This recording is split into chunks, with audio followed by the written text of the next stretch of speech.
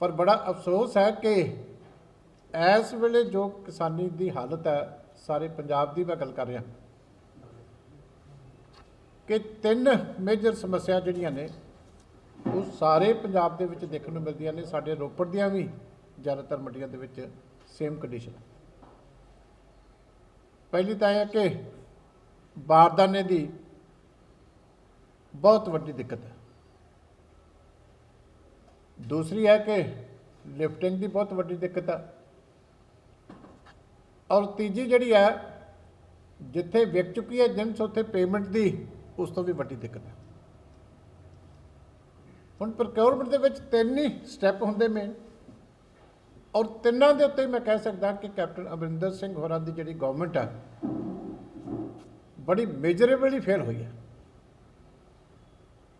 और ये जिहड़ी समस्या है कोई ये नहीं कि सहबन कोई समस्या खड़ी हो गई, ये करप्शन का इशू है बहुत बड़ा।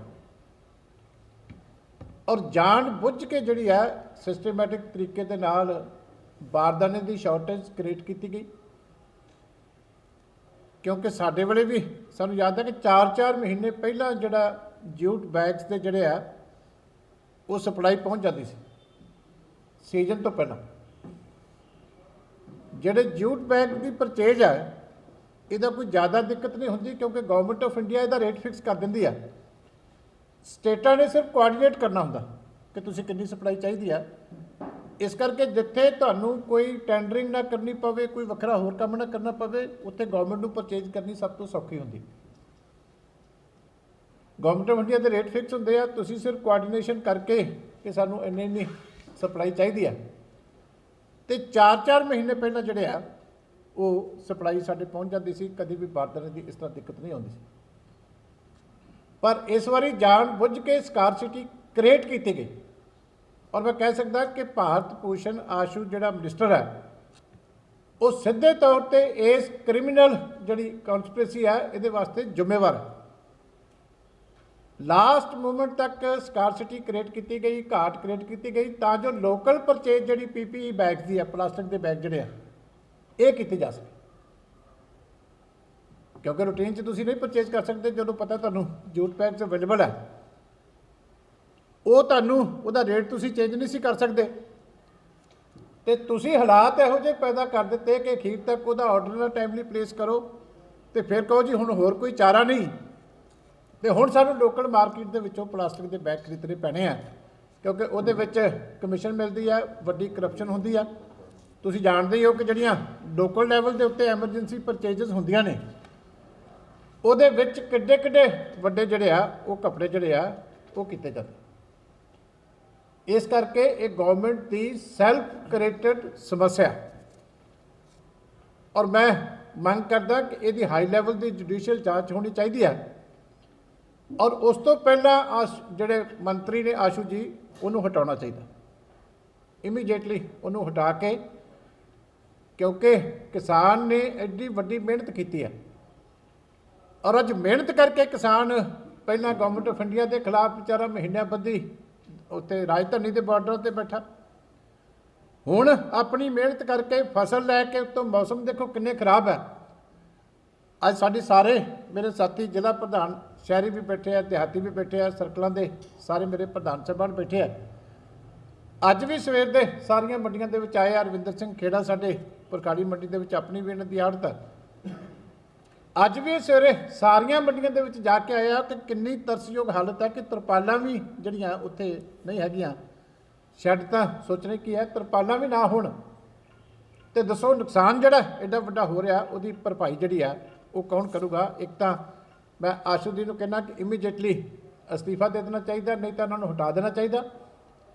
और ये जानबूझ के प्रॉब्लम क्रिएट की गई, यदि हाई लैवल की जुडिशियल जांच होनी चाहिए है ताकि सारे तत्थ जिहड़े आ वो लोगों के सामने आ सकन और सारी करप्शन जिहड़ी है इनू एक्सपोज किया जा सके। दूजी वड्डी समस्या है कि इन्होंने सिस्टम इंट्रोड्यूस कर लिया कि पोर्टल के उत्ते तुहानूं जिहड़ा अपलोड करना पेगा।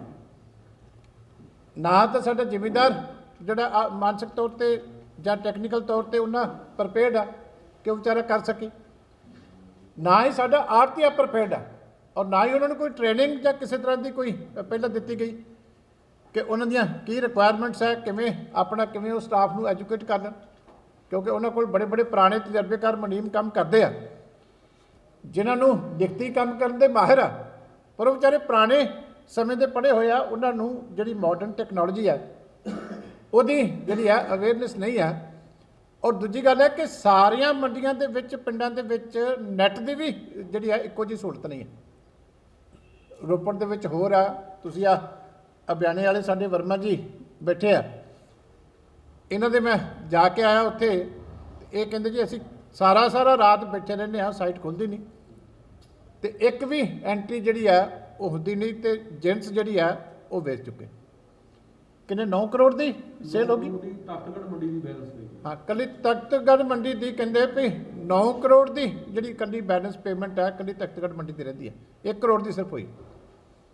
रीजन की है कि सारी रात बेचारे बैठे रहते हैं, आड़ती भी किसान भी, तो कितने घंटा कोई साइट खुलती है, क्योंकि यहो जे टाइम के उत्ते इस तरह का सिस्टम इंस्टॉल कर लेना जिहदा सर्वर काम नहीं कर रहा, तो वो परेशानी जी है वो थले जी है किसान नूं फेस कर। एक कली एक था नहीं, सारे पंजाब की समस्या, हर जिले की सेम समस्या कि किते भी बारदाना की सप्लाई प्रॉपर नहीं है, और किते भी पोर्टल जोड़ा प्रॉपर तरीके नाल काम नहीं कर रहा। इस करके जो पोर्टल नहीं काम कर रहा, अपलोड नहीं हो रहा, तो वो पेमेंट जी है किसान नूं जी नहीं मिलती। उत्थे फर्क कित्थे पै रहा, क्योंकि साडे लोकां दे नाम दे स्पैलिंग वेले बहुते सचेत नहीं हुंदे। जदों बैंक 'च खाता खुलदा, वो शंगारा सिंह लिख दिंदा, उत्थे बैंक मैनेजर अपने हिसाब नाल SHANGAR भी पा दिंदा, कोई आई नाल पा दिंदा। दूजे पासे जिहड़ा हैगा आधार कार्ड, उत्थे कोई स्पैलिंग दा एक अक्षर दा फर्क है। हुण खाते दे विच होर है, आधार कार्ड दे उत्ते होर है, जदों अपलोड करन लगदा ते वो स्पैलिंग दा किते एक स्पैलिंग दा फर्क पै जांदा, वो बेचारे दी उहदी एंट्री जिहड़ी रद्द हो जाती। फिर मैसेज आता 3-4 दिन बाद कि दोबारा सारी एंट्री तुहानूं दोबारा करनी पई। इस करके तुसीं किसानी दे नाल डील करते हो तो तुहानूं प्रैक्टिकल दिक्कतां, ग्राउंड रियलिटी जिहड़ी है, उत्थे दिल्ली दे विच एयर कंडीशन कमरिਆਂ ਦੇ ਵਿੱਚ बैठ के ਜਾਂ चंडीगढ़ ਦੇ एयर कंडीशन कमरिਆਂ ਦੇ ਵਿੱਚ बैठ के तुसीं लागू करी जांदे हो। थले ग्राउंड के उत्ते प्रैक्टिकली कितनी मैन पावर ट्रेंड आ, ਉਹਦਾ ਕਿਸੇ ਨੂੰ ਕੋਈ ਅੰਦਾਜ਼ਾ नहीं। और इन्हां सारियां चीज़ों की जिहड़ी हैगी है वो सज़ा जिहड़ा थल्ले है वो किसान भुगत रहा, ਉਹਦੇ ਨਾਲ आड़तिया भुगत रहा। हुण दूजी गल है, पहली बेईमानी सीगी ਉਹਦੇ ते जूट बैग के उत्ते, फिर उस तो बाद सैकेंड हैंड बारदाना परचेज करना सी, उत्थे भी जान बुझ के इन्हां ने डिले की। आशू साहब ने हरियाणे ने 10 दिन पहला टेंडर लाता, इन्हां ने बाद चलाया। जिन्हां कोल सैकेंड हैंड बारदाना सी हरियाणे ने खरीद लिया, पंजाब जोगा फिर नहीं बचिया। फिर दोबारा उत्थे भी असीं लोकल परचेज करांगे जी, असीं PP बैग लवांगे। मैं इन्हां नूं पुछना चाहुंदा कि हाले 4 साल च इन्हां दा रज नहीं होया, तुसीं किसानी ते माड़ा मोटा ते तरस करो। हुण जिहड़ा रेट कह रहे आड़तियां नूं कि तुहानूं असीं बारदाने दा देआंगे, ਉਹਦੇ ਤੇ ਉਹਦਾ घर नहीं पूरा ਹੁੰਦਾ। 41 रुपए 90 पैसे रेट क्या, ਉਹਦੇ ਤੇ ਉਹਨੂੰ ਵਾਰਾ नहीं खांदा, क्योंकि बारदाना ऑलरेडी हरियाणा गवर्नमेंट खरीद के लै गई सैकेंड हैंड भी, तो उस रेट के उत्ते बारदाना मिलता नहीं। और 131 करोड़ अगे पिछली बारी आड़तियां दे हाल तक बकाया बारदाने, पिछले पैसे दिते नहीं, उन्होंने वादा करी जाते हैं, लेकिन हुण भी क्या सी वादा, हाल भी उन्होंने नहीं दिते। तो जिन्हों के 131 करोड़ पहलों के पेंडिंग है, तुसीं ये दसो कि हुण जिहड़ा हैगा वो की करनगे। इस करके जिहड़ी है मैं हुण बारिश आ गई तो नवी समस्या शुरू हो गई, बहुत सारी कणक जिहड़ी है खराब हो गई। इहदे डैमेज वास्ते जिहड़ा हैगा की प्रबंध, किहदा कसूर है जिहड़ी हैगी है, जे कणक मंडी च पई जिहड़ी है, हुणे साडे नंबरदार साहब इत्थे मंडी दे विच बैठे आड़त दा भी काम करदे आ, गोगी साहब ने दिखा रहे सी कि साडी अपनी रोपड़ की मेन मंडी है, हाले इत्थे कोई शैड भी है, उत्थे भी जिहड़ी कणक बाहर जिहड़ी है बिना तरपालों तो पई है। तो बारिश तो बाद जिहड़ी है इहदा नुकसान दा भरपाई कौन करूगा, ये भी मैं सरकार नूं जिहड़ी है ये गल पुछना चाहुंदा। भरखाड़ी मंडी है, रविंदर सिंह हुणे मैनूं दस रहे सी कि हाले तक एक नूं भी पेमेंट नहीं हुई। 12 तरीक तो परचेज शुरू हुई है, अज 21 तरीक हो गई है, किसी एक की भी पेमेंट हाले भरखाड़ी मंडी की नहीं पई। और 50,000 बैग उत्थे खरीदया पिया, 14,000 की कल्ली लिफ्टिंग हुई है। ਤੇ ਜਿਹੜੀ ਆ ਉੱਥੇ ਥਾਂ ਉੱਥੇ ਕਿਤੇ ਵੀ ਹੁਣ ਮੰਡੀ ਦੇ ਵਿੱਚ ਹੋਰ ਕਣਕ ਵਾਸਤੇ ਨਹੀਂ ਹੈ। ਲੋਕਾਂ ਨੂੰ ਕਹੀ ਜਾਂਦੇ ਕਿ ਟਰਾਲੀ ਆਪਣੇ ਘਰ ਖੜੀ ਰੱਖੋ, ਵੀ ਜਦੋਂ ਕਿਤੇ ਇੱਥੇ ਥਾਂ ਹੋਏਗੀ ਉਦੋਂ ਤੁਹਾਨੂੰ ਕਵਾਂਗੇ ਤੇ ਉਦੋਂ ਟਰਾਲੀ ਲੈ ਕੇ ਆਇਓ, ਇੱਥੇ ਕਿਤੇ ਥੱਲੇ ਖਿਲਾਰ ਦਿੱਤੀ ਤੇ ਭੇਜ ਨਾ ਜਾਏ। ਇਹ ਸਥਿਤੀ ਇਸ ਵੇਲੇ ਮੰਡੀਆਂ ਦੀ ਜਿਹੜੀ ਆ ਉਹ ਸ਼ੁਰੂ ਹੋਈ ਆ। ਇਸ ਕਰਕੇ ਮੈਂ ਕਹਿੰਦਾ ਕਿ ਸਰਕਾਰ ਨੂੰ ਜਾਗਣਾ ਚਾਹੀਦਾ, ਇਹਦੀ ਉੱਚ ਪੱਧਰੀ ਜਾਂਚ ਹੋਣੀ ਚਾਹੀਦੀ ਹੈ। ਮਿਨਿਸਟਰ ਨੂੰ ਤੁਰੰਤ ਜਿਹੜਾ ਆਪਣੇ ਅਹੁਦੇ ਤੋਂ ਹਟਾਇਆ ਜਾਣਾ ਚਾਹੀਦਾ ਔਰ ਕਿਸਾਨੀ ਦੀ ਜਿਹੜੀ ਸਾਰ ਹੈ ਉਹ ਲਈ ਜਾਣੀ ਚਾਹੀਦੀ। ਦੇਸ਼ ਦੁਨੀਆ ਦੀ ਹਰ ਵੱਡੀ ਖਬਰ ਨਾਲ ਜੁੜੇ ਰਹਿਣ ਲਈ ਸਾਡੇ YouTube ਚੈਨਲ ਨੂੰ ਸਬਸਕ੍ਰਾਈਬ ਕਰੋ। ਨਾਲ ਦੀ ਨਾਲ ਹਰ ਨਵੀਂ ਵੀਡੀਓ ਦੀ ਨੋਟੀਫਿਕੇਸ਼ਨ ਲਈ ਬੈਲ ਆਈਕਨ ਜ਼ਰੂਰ ਦਬਾਓ। ਜੇਕਰ ਤੁਸੀਂ ਇਹ ਵੀਡੀਓ Facebook ਤੇ ਦੇਖ ਰਹੇ ਹੋ ਤਾਂ ਇਸ ਨੂੰ ਲਾਈਕ ਜ਼ਰੂਰ ਕਰੋ ਔਰ ਜ਼ਿਆਦਾ ਤੋਂ ਜ਼ਿਆਦਾ ਸ਼ੇਅਰ ਵੀ ਕਰੋ। ਧੰਨਵਾਦ।